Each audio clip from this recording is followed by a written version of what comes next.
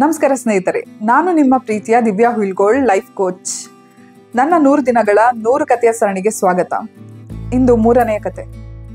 ನಮ್ಮೆಲ್ಲರ ಒಳಗೆ ಸದಾ 2 ನಾಯಿಗಳು ಕಾದಾಡ್ತಾ ಇರುತ್ತೆ.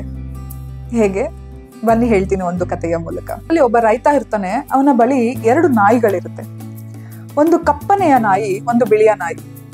ನಿಮ್ಗೆಲ್ಲ ಗೊತ್ತಿದೆ, ಈ ಹಳ್ಳಿಗಳಲ್ಲಿ ಸಂತೆ ಜಾತ್ರೆಗಳಲ್ಲಿ ಬಹಳಷ್ಟು ಪ್ರಾಣಿಗಳ ಕಾದಾಟ, ಪಂದ್ಯಾವಳಿ, ಜೂಜಾಟ ಈ ಥರದ್ದೆಲ್ಲ ನಡೆಯುತ್ತೆ. ಇಂಥದೇ ಸಂತೆ ಮತ್ತೆ ಜಾತ್ರೆಗೆ ಇವನು ತನ್ನ ಬಳಿ ಇದ್ದಂಥ 2 ನಾಯಿಗಳನ್ನ ಕರ್ಕೊಂಡು ಹೋಗ್ತಾ ಇದ್ದ. ಅಲ್ಲಿ ಈ ನಾಯಿಗಳನ್ನ ಕಾಳಗಕ್ಕೆ ಬಿಡ್ತಾ ಇದ್ದ. ಎಲ್ಲರೂ ಅದ್ರ ಮೇಲೆ ಪಂದ್ಯಾವಳಿ ಕಟ್ತಾ ಇದ್ರು. ಇವತ್ತು ಬಿಳಿ ನಾಯಿ ಗೆಲ್ಲುತ್ತೆ ಅಂತ ಒಂದಷ್ಟು ಜನ ಕಪ್ಪು ನಾಯಿ. ಆದ್ರೆ ಪ್ರತಿ ಸರಿಗೆ ಗೆಲ್ತಾ ಇದ್ದಿದ್ದು ರೈತ ಯಾವ ನಾಯಿನ ಹೇಳ್ತಾನೆ ಆ ನಾಯಿ. ರೈತ ಕಪ್ಪು ನಾಯಿ ಗೆಲ್ಲುತ್ತೆ ಈ ಸರಿ ಅಂದ್ರೆ ಕಪ್ಪು ನಾಯಿ, ಈ ಸರಿ ಬಿಳಿ ನಾಯಿ ಗೆಲ್ಲುತ್ತೆ ಅಂದ್ರೆ ಬಿಳಿ ನಾಯಿ. ಹೀಗೆ ಬಹಳಷ್ಟು ವರ್ಷ ಈ ಪಂದ್ಯಾವಳಿ ನಡೀತಾ ಬಂತು. ಸ್ವಲ್ಪ ವರ್ಷದ ನಂತರ ಈ ರೈತ ಈ ಒಂದು ವ್ಯಾಪಾರನ ನಿಲ್ಲಿಸ್ಬಿಡ್ತಾನೆ. ಈ ಎಲ್ಲ ವರ್ಷಗಳು ಈ ನಾಯಿಗಳ ಕಾಳಗನ ನೋಡ್ಕೊಂಡು ಬಂದಿದಂತ ಅಲ್ಲಿದ್ದಂತ ಒಬ್ಬ ಸ್ಥಳೀಯ ವ್ಯಕ್ತಿ ಒಂದು ದಿನ ಈ ರೈತನ ಭೇಟಿ ಆಗ್ತಾನೆ. ಭೇಟಿಯಾದ ಸಂದರ್ಭದಲ್ಲಿ ಅವನಿಗೆ ಇದ್ದಂತ ಒಂದು ಪ್ರಶ್ನೆನ ಕೇಳ್ತಾನೆ ರೈತನ ಭೇಟಿ. ನಾನು ಬಹಳಷ್ಟು ವರ್ಷ ನೋಡಿದ್ದೆ, ನೀವು ನಿಮ್ಮ ನಾಯಿಗಳನ್ನ ಕರ್ಕೊಂಡು ಬರ್ತಾ ಇದ್ರಿ, ಅದು ಹೇಗೆ? 2 ನಿಮ್ಮದೇ ನಾಯಿ, ಆದ್ರೆ ಪ್ರತಿ ಸರಿಗೆ ನೀವು ಯಾವ ನಾಯಿನ ಗುರ್ತಿಸ್ತೀರಾ ಅದು ಮಾತ್ರ ಗೆಲ್ತಾ ಇತ್ತು, ಹೇಗೆ ಅಂತ ಆ ವ್ಯಕ್ತಿ ಕೇಳ್ತಾನೆ. ರೈತ ಹೇಳ್ತಾನೆ, ಇದು ನಂದು ವ್ಯಾಪಾರದ ಗುಟ್ಟು, ಆದ್ರೂ ಕೂಡ ಈಗ ನಾನು ಆ ವ್ಯಾಪಾರನ ಮಾಡ್ತಾ ಇಲ್ಲ, ಹಾಗಾಗಿ ಹೇಳ್ತೀನಿ. ಏನಿಲ್ಲ, ಬಹಳ ಸುಲಭ. ನಾನು ಸಂತೆಗೆ ವ್ಯಾಪಾರಕ್ಕೆ ಬರಕ್ಕೆ ಮುಂಚೆನೆ ಡಿಸೈಡ್ ಮಾಡ್ತಿದ್ದೆ ಈ ಸರಿ ಯಾವ ನಾಯಿ ಗೆಲ್ಬೇಕಂತ. ಅದರ ಪ್ರಕಾರನೇ ನಾನು ಆ ನಾಯಿಗೆ ಪಾಲನೆ, ಪೋಷಣೆ ಅಷ್ಟು ಗಮನ ಕೊಡ್ತಾ ಇದ್ದೆ. ಅಷ್ಟು ಅದಕ್ಕೆ ಊಟ ಆಗಿರ್ಬೋದು, ಅದರ ತಯಾರಿ ಆಗಿರ್ಬೋದು ಮಾಡ್ತಾ ಇದ್ದೆ. ನಾನು ಅದಕ್ಕೆ ಬಹಳಷ್ಟು ಗಮನ, ಸಮಯ ಕೊಡ್ತಾ ಇದ್ದೆ. ಹಾಗಾಗಿ ಆ ನಾಯಿ ಬಹಳ ಪೌಷ್ಟಿಕವಾಗಿ, ದಷ್ಟಪುಷ್ಟವಾಗಿ ಅಲ್ಲಿ ಕಾಳಗದಲ್ಲಿ ಸಮರ್ಥವಾಗಿ ಅದು ಕಾಳಗ ನಡೆಸಲಿಕ್ಕೆ ಅದಕ್ಕೆ ಅನುಕೂಲ ಆಗ್ತಾ ಇತ್ತು. ಯಾವ ನಾಯಿ ಗೆಲ್ಲಬಾರ್ದು ಅಂತಿತ್ತು ಅದಕ್ಕೆ ನಾನು ಸಮಯ ಕೊಡ್ತಿರ್ಲಿಲ್ಲ. ಅಷ್ಟು ಆಹಾರ ಅದು ಕೊಡ್ತಾ ಇದ್ದೆ, ಬಟ್ ಭಾಳ ಅದಕ್ಕೆ ಸಮಯ ಕೊಡ್ತಿರ್ಲಿಲ್ಲ, ಅದನ್ನ ನೆಗ್ಲೆಕ್ಟ್ ಮಾಡ್ತಾ ಇದ್ದೆ.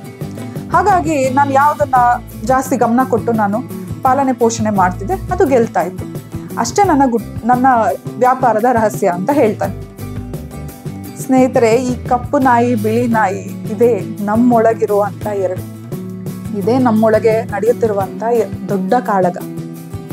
ಕಪ್ಪು ನಾಯಿ ಅಂದ್ರೆ ನಮ್ಮ ನೆಗೆಟಿವಿಟಿ, ಬಿಳಿಯ ನಾಯಿ ಅಂದ್ರೆ ನಮ್ಮ ಮೈಂಡ್ ಅಲ್ಲಿರುವಂತ ಪಾಸಿಟಿವಿಟಿ. ನಾವು ಯಾವ್ದಕ್ ಫೀಡ್ ಮಾಡ್ತಾ ಇದೀವಿ ಅನ್ನೋದು. ಎಷ್ಟೋ ಸಾರಿ ನಮಗೆ ಅರಿವಿಲ್ದೆ ನಾವು ನೆಗೆಟಿವಿಟಿನ ಫೀಡ್ ಮಾಡ್ತಾ ಇರ್ತೀವಿ. ಹೇಗೆ ಹೇಳಿ, ಯಾವುದೋ ಒಂದು ಸಣ್ಣ ಪುಟ್ಟ ಫೇಲ್ಯೂರ್ಸ್ ಎಲ್ಲರೂ ಲೈಫಲ್ಲಿ ನೋಡಿರ್ತಾರೆ, ಅದನ್ನೇ ನಾವು ಪ್ರತಿ ಸರಿ ಯೋಚನೆ ಮಾಡ್ತಾ ಇರೋದು, ಅದ್ರ ಬಗ್ಗೆನೇ ನಾವು ರಿಕಾಲ್ ಮಾಡೋದು, ರಿಪ್ಲೈ ಮಾಡೋದು, ಅಥವಾ ಯಾವುದೋ ಒಂದು ಪ್ರಾಬ್ಲಮ್ ಫೇಸ್ ಮಾಡ್ತಾ ಇದೀವಿ ಅಂದ್ರೆ ಆ ಪ್ರಾಬ್ಲಮ್ ಬಗ್ಗೆನೇ ಮಾತಾಡೋದು, ಸೆಲ್ಫ್ ಡೌಟ್ ಮಾಡ್ಕೊಳ್ಳೋದು. ನನ್ನಿಂದ ಇದಾಗುತ್ತಾ, ನನ್ಗಿದಾಗಲ್ವೇನೋ, ನನ್ಗೆ ಅಷ್ಟು ಶಕ್ತಿ ಇಲ್ವೇನೋ, ನಮ್ಮನ್ನ ನಾವು ಅಂಡರ್ ಎಸ್ಟಿಮೇಟ್ ಮಾಡ್ಕೊಳ್ಳೋದು.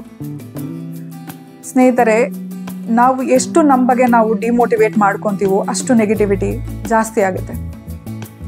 ಜೊತೆಗೆ ನಮ್ಮ ಮಾತು, ನಮ್ಮ ಹವ್ಯಾಸ, ನಮ್ಮ ವಾತಾವರಣ ಕೂಡ ಡಿಸೈಡ್ ಮಾಡುತ್ತೆ ನಮ್ಮ ಪಾಸಿಟಿವಿಟಿ, ನೆಗೆಟಿವಿಟಿನ.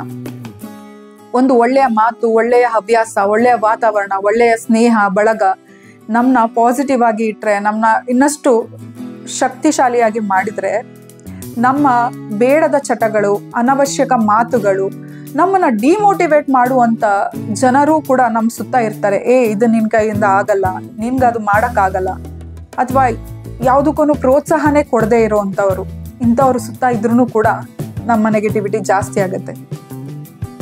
ಈ ಹಂತದಲ್ಲಿ ಏನೆಲ್ಲ ಬದಲಾವಣೆ ಮಾಡ್ಕೋಬಹುದು?